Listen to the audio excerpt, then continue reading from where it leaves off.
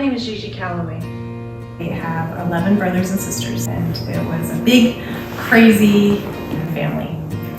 We had a lot of fun, but easy to lose kids. It was a family picture, and the photographer said, "Oh, you have 10 beautiful children," and my mom said, "No, I have 11," or whatever it was at the time, and so they wanted to wait until they ran home and got the kid that was left. The hilarity of a big family and the drama and all of that was sort of what is a big part of who I am. I was fiercely independent and passionate about the things that I did, but I was completely and utterly driven by my own accord.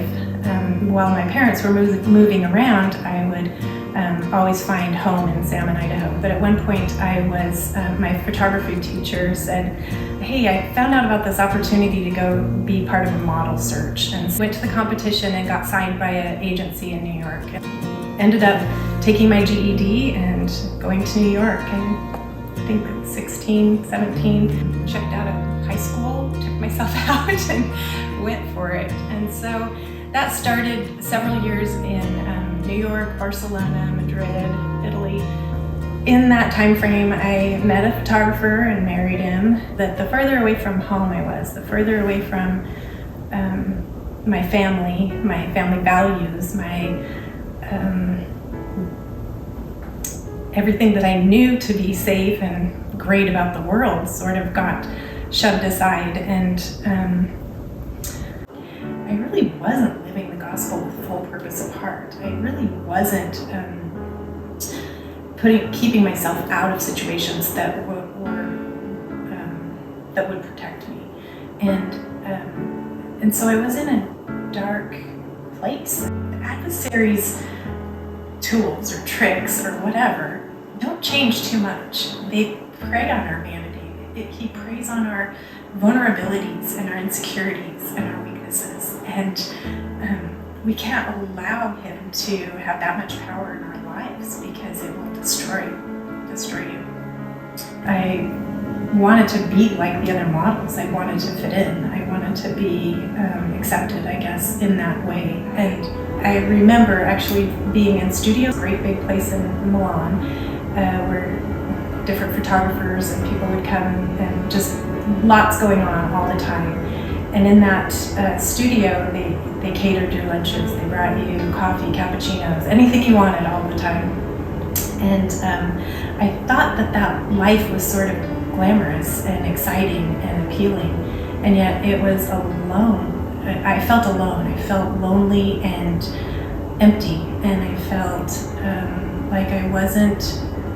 I almost felt like the whole thing was a lie. Like, why am I here? And so I was in a dark place, I guess. I was in a world where everything was fixated on beauty and your body type, or the clothing you were wearing, the makeup, everything. But it was so superficial and so hollow, and people pretended to have a good time. It was very fixated on the outside of the person instead of the inside of the person. And for me, I felt like it should be something that would make me happy and excited to be there. Although I guess that's the only word I can think of, is empty. It was really empty. I've been in situations that made me feel utterly alone and hopeless, and I didn't know how to completely turn my heart over to the Lord or to ask for help. I was still pretending that I could do it all on my own, and had sort of a false sense of security and an element of confidence that was in the arm of flesh and not in the Lord. And so it became really important when I had a baby that he was blessed, and that he was baptized, and that he was raised in the gospel. And so my focus changed, and it no longer had part of the equation of money or modeling. Ended up being a really broke single parent. One of the turning points for me was when I really turned my heart over to the Lord and recognized my own vulnerability, and said, I don't know what I'm doing. It took probably 30, 40 years, but I learned that what the Lord wanted for me was happiness and joy. And God really does answer our prayers, and He hears our heart's complaints that because of the Savior, all things can be made right again. As I turned to the Lord and turned my heart and focused on going to church, paying my tithing, and doing all the things that I had been taught my whole life to do, as soon as that was a priority in my life, the doors and the opportunities changed. It wasn't that they opened or closed, but it was like the right ones were there.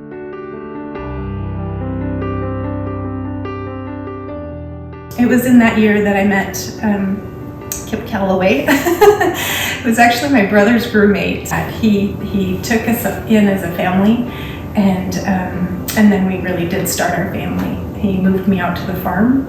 So in 1992, I became from city lights and fun and travel, moved to rural America, right? I was perfectly satisfied with being a farm wife. Experiences. Those were the great things that I discovered in my life that was what the Lord wanted me to do. I found immense joy and purpose. What the Lord wanted for me was happiness and joy, and the happiness and joy that comes from being a mother and enjoying gospel living, gospel-centered living. And the more I lived it, the happier I was. It's true happiness, it's true joy, and it fulfills you in a way that the world and the glitz and glam won't ever fulfill you, won't ever bring you that happiness. I have a purpose. Now I can answer my dad's question of what are you going to do with your life? What does the Lord want you to do with your life? More than anything, I have a testimony of my Savior, Jesus Christ. I know He's the Redeemer of the world. He redeems the whole world, but He redeems us as individuals. He nourishes us and completes us. And it seems so incomprehensible that He can do that for every single person on the planet that ever was or ever will be. And yet, I know it to be true. I know He healed me.